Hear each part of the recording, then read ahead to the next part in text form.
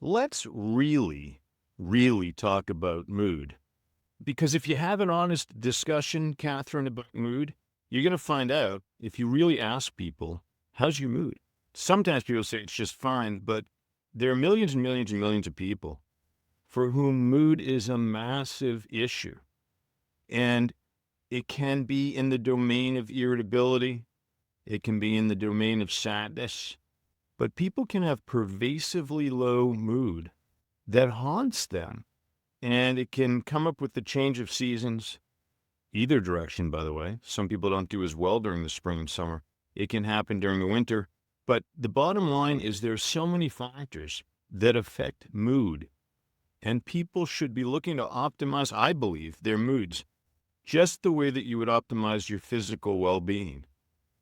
You've got to pay attention to it. It's not going to take care of itself necessarily. That's so true. And, my mood anyway, it changes throughout the day, right? We're not all in the same even keel all day long. Something good happens, our mood might get better. If something tragic happens, then we might get really sad or we could get very angry or irritable.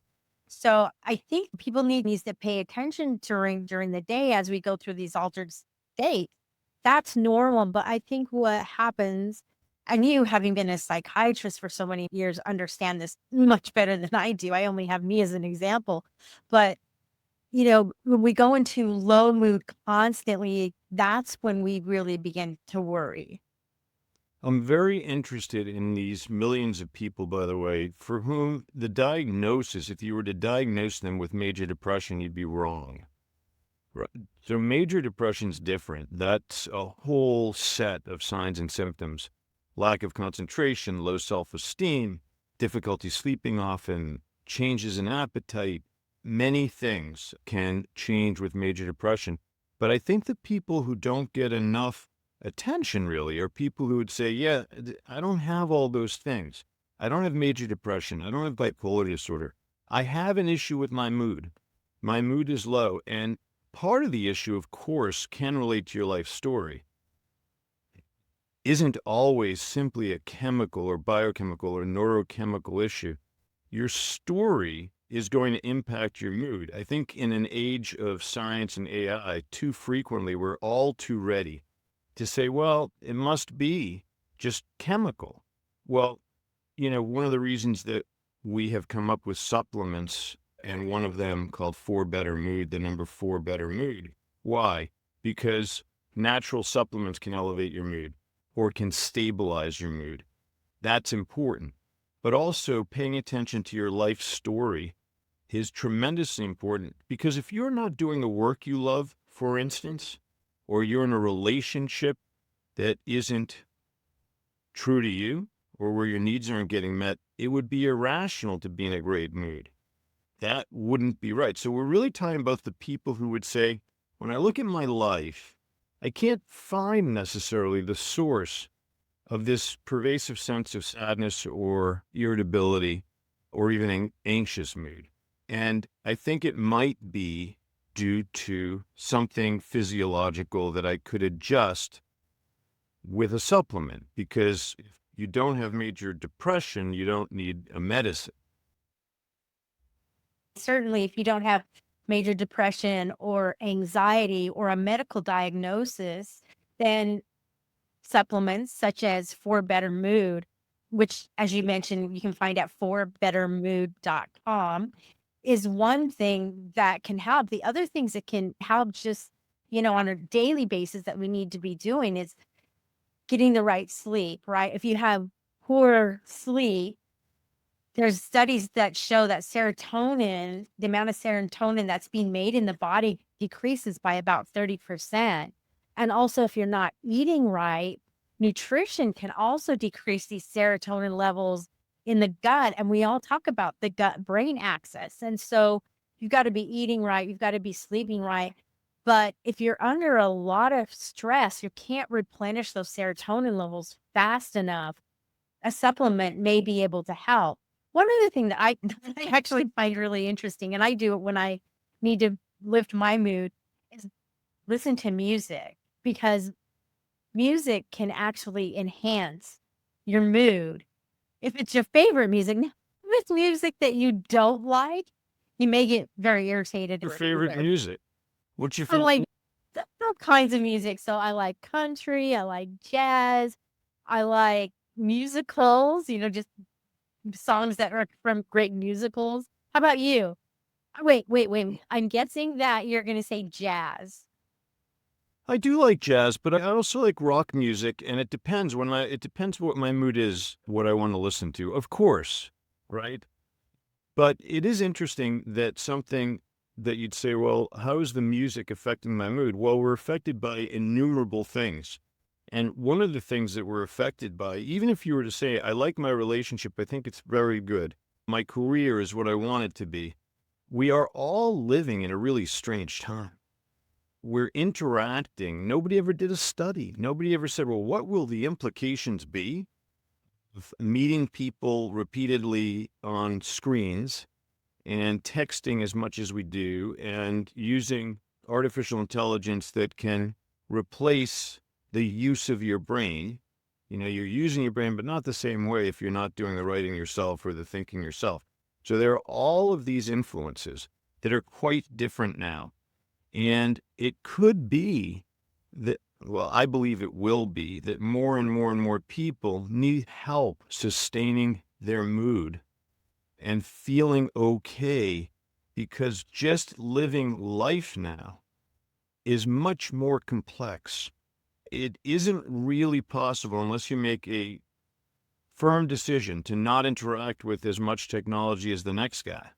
It isn't really possible to avoid it. And we don't know the implications of that. And so people should be thinking, I think, about sustaining their mood, as they would say, well, I want to sustain my body and keep that healthy. So I'm going to eat the right things. I'm going to work out. By the way, working out will help your mood too. So I do think there's a real connection between using your God-given body, being on the planet with your feet on the ground, being in relationships that sustain you, and not getting lost entirely in technology. But even if you try to keep your feet on the ground and to work out and to eat the right things, you're still interacting with a whole new force field, if you will, of different technological applications. And I think people increasingly may want to go to nature, which is where we derive For Better Mood from. These are naturally occurring supplements, and say, well, what is there that I can use to cope? I mean, coping is a big part of keeping your mood, as we say, steady. I like steady Eddie, as they say. But going back to something that you mentioned the life story and how that affects us. When you talk about life story, what do you mean? Is it, from your childhood, or is it like, can you chunk it up into little pieces so that you're focusing on one portion of your life and how you increase your mood, or is it something that you have to work on a very deep level? You I don't know that you have to go so very deep, but I think that people tend to dodge and weave around it. Freud used to talk about the pleasure principle, by which he meant that people will elect to avoid pain if they can, discomfort of any kind, really. And it is a little bit uncomfortable to go back in your life and say, well, what things weren't so good? I want to understand them. What's a risk to your mood? One of the risks to your mood is repeating the same patterns brought you discomfort or harmed you. And yes, sometimes in childhood, adolescence, teenage years, young adulthood, these things we tend not to want to go back and look at, but we should. We should be thinking about, what are the things that were difficult for me to get through? Why? It's not going to lower your mood. Actually, once you come to a gripping understanding of who you are and what you've lived through, your mood will be insulated from some of the things that can move it in a negative direction, because you're not on the run. Being on the run creates anxious mood. It creates sadness. Because why? Because you say, I have a sense I'm not myself. Being yourself is the best insurance against having a low mood.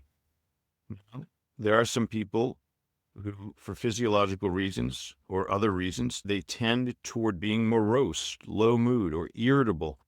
And that's why I really do think that when you look at the combination of ingredients in For Better Mood, the number 4, Better Mood, forbettermood.com, you can turn to them and see if it helps you. Give it a shot to see whether you say, I'm in a better mood. Because if you can get to a better place mood-wise, it can have momentum of its own.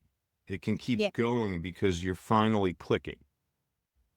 Yeah. One of the ingredients in For Better Mood is rhodiola rosea. And that is not a flower. And it's been studied quite a bit. There's a lot of data on it to show that it helps with mental stamina as well as like adapting to stress. And that it also contains ashwagandha. And so many people are familiar with ashwagandha because it helps to balance the cortisol levels. And so, as I mentioned earlier, you kind of go through these mood transitions during the day, and you may be happy at one point, something happens, you get sad, and it helps to smooth out those transitions. Even the natural transitions, even if you're having a great day, those natural transitions that happen when you wake up and your, cortisol levels are higher than they are throughout the rest of the day. Actually, I just thought of something. Speaking of cortisol, so yesterday and today, my left eye has been twitching like crazy. And they say that the cortisol levels are high, your left eye will start to twitch. And I'm like, okay, I must be really stressed out because You've got to talk to me. You should be talking to me more. How have you avoided a discussion? You have a psychiatrist friend and you don't talk to me about this? But anyway, we should talk about it. But really, I guess what we're saying is, number one, lots of people suffer from major depression. However, there are many, many people who labor with moods that they don't like. And believe me, it's irritating. When you're in a mood that is not good, it's irritating. And so you need to address it. Exercise will help. Thinking about your life story can help. Understanding, well, what is it that has me down? What has me down? And certainly take a look at For Better Mood, because it's an amazing thing that natural supplements can influence your mood as powerfully as they can. And so we're going to be back soon, and can't wait to talk more about how to insulate your mood from negative impacts.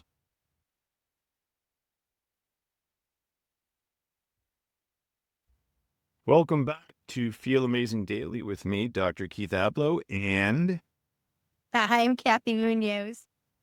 And Kathy, just before the break, confessed that her left eye has been twitching and she read that might be because she's under stress or is laboring with a bad mood. And mood is the topic today. Because I'll tell you one thing, you shouldn't have to suffer with a low mood or an anxious mood or an irritable mood. And I mean suffer. People talk about physical pain, emotional pain. Whoa, you carry that?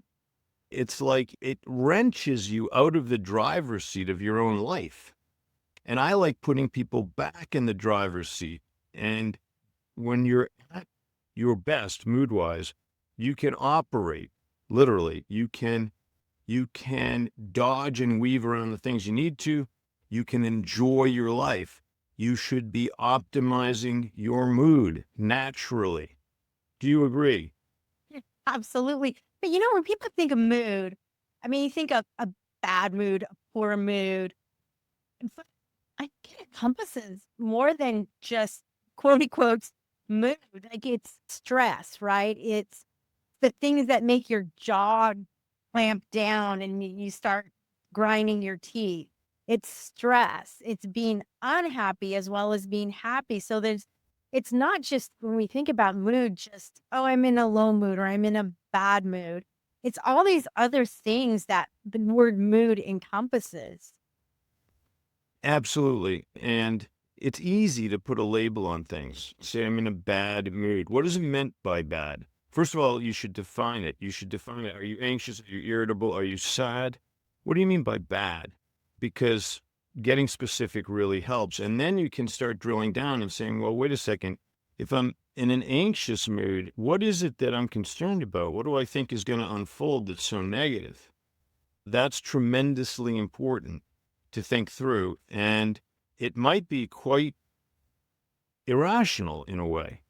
And this is where I get into the life story thing, because if you feel as though something really bad is going to befall you and therefore you're in an anxious mood a lot of the time, you do have to do a little homework and say, I wonder, were there things in, and this is like a psychiatry lesson, were there things in my earlier life experience that surprised me, that took me by surprise and kind of shocked me? And is that in any way related to the fact that I feel like that could happen again, even if it's not even close to happening? Oh my God, you just brought thought of something. I can't believe I'm going to admit this. So when I was young, I played basketball. And granted, I'm like barely 5 feet. So basketball, 5 feet is a lot different than when you're even average height. And so I love to play basketball. I was fast, but I wasn't tall. But when we would play in the front yard with all our neighbors, our friends, and our cousins, people wouldn't want me to play because they're like, you're too short. And so, when you carry those childhood things, so fast forward now, I'm 62 years old. I was playing basketball every day, just shooting baskets to get some different kind of exercise. And that thought came back to me like, wait a minute, and I was good at free throws. I was good at shooting, but I wasn't good like the other kids were good. And so, when you think about those things and you have those memories, it's not a bad memory per se.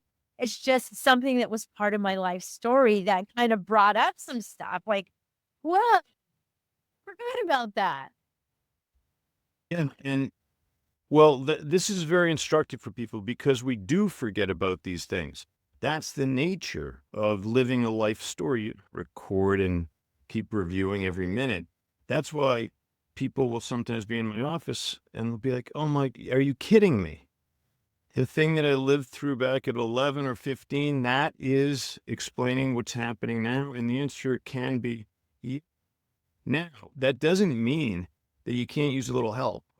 Discovering the connections between early chapters of your life story and now, and how that can be impacting mood, that doesn't necessarily take care of your mood entirely, which is one of the reasons why we created For Better Mood, the number 4, and then bettermood.com, where we've combined a number of naturally occurring ingredients to help folks with their mood. It's also the case that sometimes it takes a lot to unravel because let's say you felt that you didn't achieve the things as a kid that you wanted to, or your parents had very outsized ideas about what you should accomplish. You may drive yourself a lot as an adult. You may cut sleep short. That could impact your mood. Now, if you sit in the right office, someone might make those connections for you and say, you know what? This is based on a very old story. Your fear of letting down your family or whatever it might be. Let's let that go. Get into bed at a reasonable time. Your mood's going to improve. Sure, that's true. But that's the work of counseling. In addition to that, it's certainly the case that some people, because of how much stress we're under in life, some of these dynamics that we're talking about, but also simply, I believe it to the core of my being, I don't think humans have had time to catch up to what it means to interact with technology. The fact that they haven't means that we are always under stress and our moods can be very difficult at times. We're not communicating with each other in ways that we're particularly familiar with. It's all new. What does it mean to interact with someone's avatar? We're going to find that out. And it might not put you in a good mood. Probably won't. Human interaction is just so important. And, as you said, we don't get to replenish ourselves. I find, it's around the computer all the time or I'm posting on our social medias and you kind of get distracted with all that. And then it's hard for the brain to kind of slow down, quote unquote, slow down and replenish itself. And that's one of the reasons that we have Velvet Bean in For Better Mood, because Velvet Bean helps supply the dopamine to replenish itself in our brains and our nervous system. And then we also have something called skullcap, which is a mushroom. It's a weird name, but it's a mushroom. And that also helps to soothe the nervous system so you can kind of remain steady throughout the day, even as you transition between social media and maybe taking the kids to school or getting home and you're kind of grumpy because you had a bad day. So it kind of helps to smooth those transitions out. Yeah, and it is amazing to me. I don't think it should go without being said that, like, these are plants and herbs. These are supplements that are naturally occurring. It is amazing to me the amount of time and attention that it has required to figure out, well, what causes what in terms of mood. So that literally there are things in nature that influence our nervous systems in a positive way. And that's the curating that we've done, is to identify which ones are best combined into a product that we are proud to stand behind. And that's for better mood. But I do think it's amazing that these things are from nature, and in an age of technical prowess, or, everything going toward tech and being artificial, and people vaping and everything else, using like literally electronic devices to take in, smoke into their lungs, that you'd say, well, one of the elements of going back to nature is to say, what is there in nature that could help me to deal with this? Yeah, you talk about all this tech stuff. Yesterday, when I went to the gym, I ran into a woman who was selling this certain kind of a patch. And I was skeptical about it because it just seemed like, no, there's no way this patch that you put on your arm can help you with your mood. They had like 10 different types of patches, and it's based on some technology that's supposed to be like a fingerprint. Well, she tried it on me, and one was for balance, and she did this trick kind of thing where, let's check your balance with it and let's check it without it. And honestly, it was a placebo effect. A lot of times you can get this placebo effect with these certain types of weird technologies, again, that are not real. They're not tested. People are spending their money on them, and you get some type of placebo effect. Supplements, our supplements in particular, because the ingredients have been studied individually to prove that they can help with mood. This is not a placebo effect. This actually does work. Absolutely. And, people taking responsibility for their moods is important because, again, it's not something that you have to say, I can't change it. There's no way I could possibly change it. You can change your pervasive mood. Now, I'm all for looking at your life. If you're in the wrong job and you have the opportunity to change, you should do it. If you're suffering in the wrong relationship, you should improve the relationship, or maybe look for a new relationship. You got to do the things that will influence your mood in a positive way. And yet there's still, if you turn the combination lock to all the right digits, it still might not open, because you still might have physiological issues in terms of chemical messengers in the brain and the gut that can be helped a lot by the right naturally occurring substances, which to me is a kind of miracle that that would be the case, which it is. It definitely is. We talked about some of the ingredients in For a Better Mood, but another one is bacopa monnieri. And what bacopa monnieri has been shown to do is to help with the reduction of the cortisol levels. And so that's yet another one of the blended herbs that we have in For a Better Mood. And all of these combined together are formulated to do something to help with mood. They're just not put in there willy-nilly and hope that they work. That's exactly right. I don't want people to feel helpless or alone. I think that For a Better Mood can be tremendously helpful. I think it requires taking action and deciding you're going to try it.